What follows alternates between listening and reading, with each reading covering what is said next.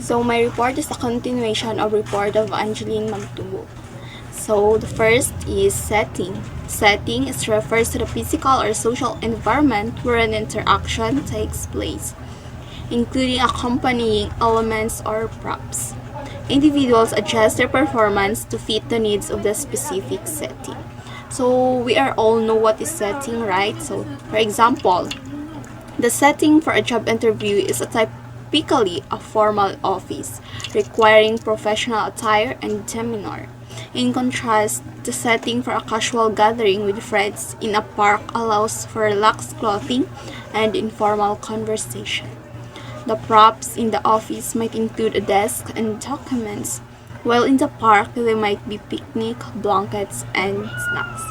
So, for in this example, the setting for the job interview is found in office.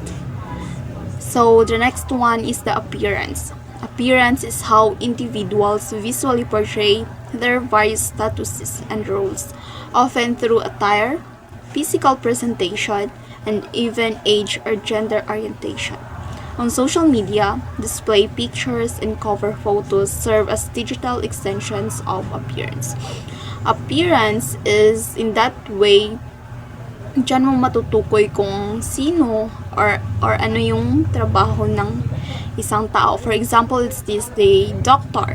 Doctor is wears a white coat and scrubs, which immediately convey their profession and status.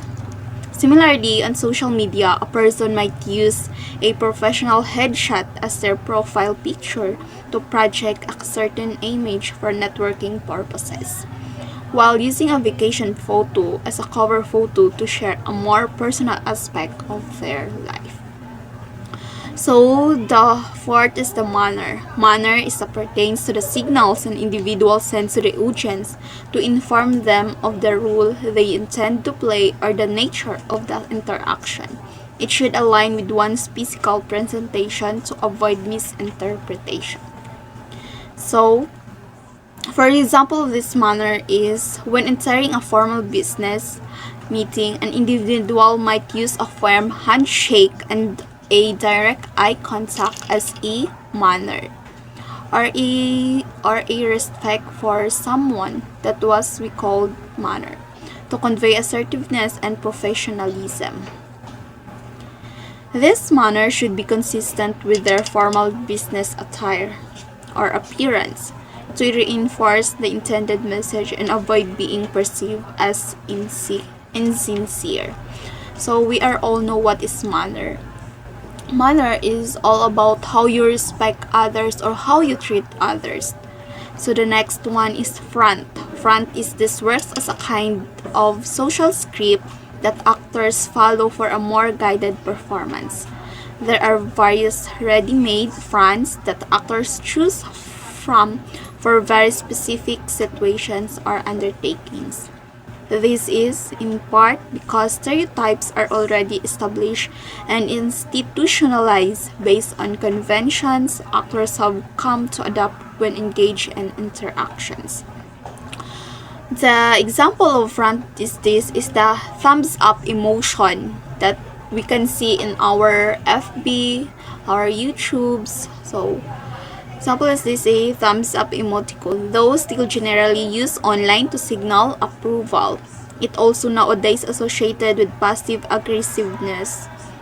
So the example is this the thumbs up emoticon as a approval, or we are having a, for example in a messenger we have a chatmate, then we have the misunderstanding towards that person.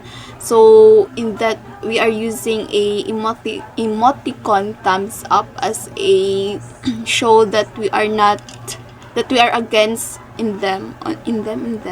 One my topic is the identity crisis, the anonymity and pseudonymity in the cyberspace.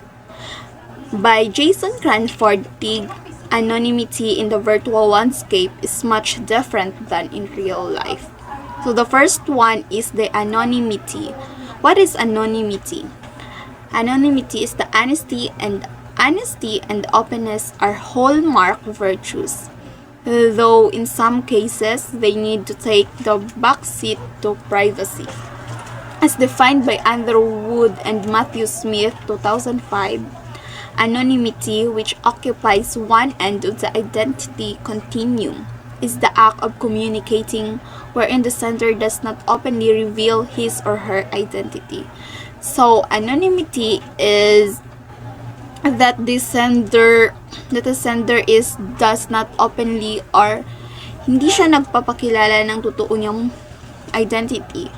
Occasionally, taking part in online interactions sometimes requires that one's digitally performed identity be temporarily concealed, as the justification behind online anonymity is rather heavily disputed. Its exploration in this chapter will alternate between protection and accountability. Protection is emphasized when it involves the act of whistleblowing on certain illegalities, while premium is put on accountability when the user's online activity, while hiding behind the safety veil of anonymity, borders on libelous. So there's a positive impact of the anonymity for for us to know that anonymity is it was what we called when we are not openly reveal our identity. For example is matatawag natin siya na positive because we are all know in online there's a maraming gumagamit o maraming nagnanakaw ng ating photo para gawin lang sa mga kalokohan. So in that way, maiiwasan natin na maiiwasan natin na madamay tayo or maiwasan natin na hindi tayo madamay sa mga kalokohan nila. For example, this is the question and answer websites as FM and Formspring, now known as Spring Me under new management, offers user optional anonymity when they publish questions. One issue here is the absence of user accountability when he or she posts or asks about something demeaning or disparaging. For example of this in the online is the Ask FM and the Formspring website, where all know that all the people here is they don't reveal their true identity for asking questions or to answering the questions. And the next one is the pseudonymity. Pseudonymity, on the other hand, lies in the middle of the identity continuum, especially as it combines both the benefits of anonymity and the joys of assuming some semblance of identity. Unlike in anonymity, where one remains by and large unknown and faceless, pseudonymity affords a user with a self, albeit a stylized or refashioned one. So in the other hand, pseudonymity is the use of false name or we are all know ay false name or alias. So dito naman sa pseudonymity is nagre-reveal sila ng identity nila ay hindi kanang gumagamit lang sila ng alias para makilala. For example, the admins of the Brush, Matter of Fact, Food Review Page, Masarap Ba, and the Satirical or the Senyora.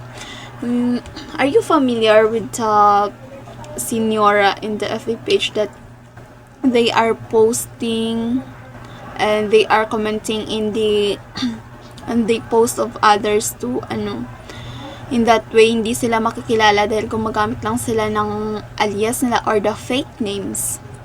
And for conclusion, anonymity can be defined simply as being without a name or with an unknown name, while the pseudonymity is the use of false name or alias. That's all. So the disinhibited self. People reveal so much of their mental processes online, simply because the psychological effect of anonymity just means that a whole raft of inhibitions is left alone when people log on, according to Joanne Harris.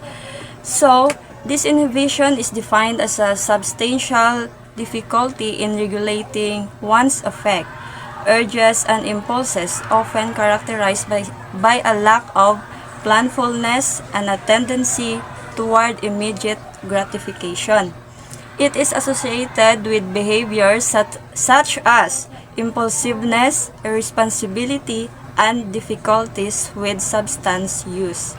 In face-to-face interaction, we often hold back on things we really want to say or do for fear or leaving a negative impression.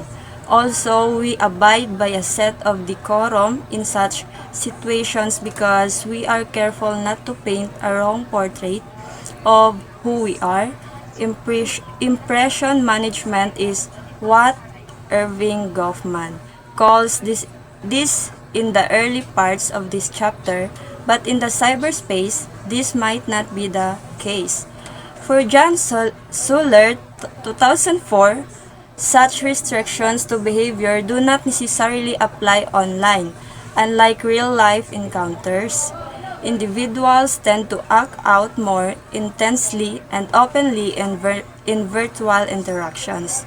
This is in large part attributed to the mediated nature of online communication, plus the protective veils their identities are promised when taking part in it, or anonymity and pseudonymity. This phenomenon is what he calls the online disinhibition effect, or the removal of social inhibitions and or restrictions imposed upon people's behavior when engaging in the web. He further explains that there are two main categories of behavior that fall under the above mentioned effect: benign disinhibition and toxic disinhibition. Benign disinhibition is basically the relatively positive side of the said effect. Primarily, this focuses on personal development, self-understanding, and exploration of new emotional domains of experience in the virtual world. In other words, this is the digital equivalent to self-actualization or the act of working through one's identity. And that toxic disinhibition naman is on the other hand, sits on the opposite end.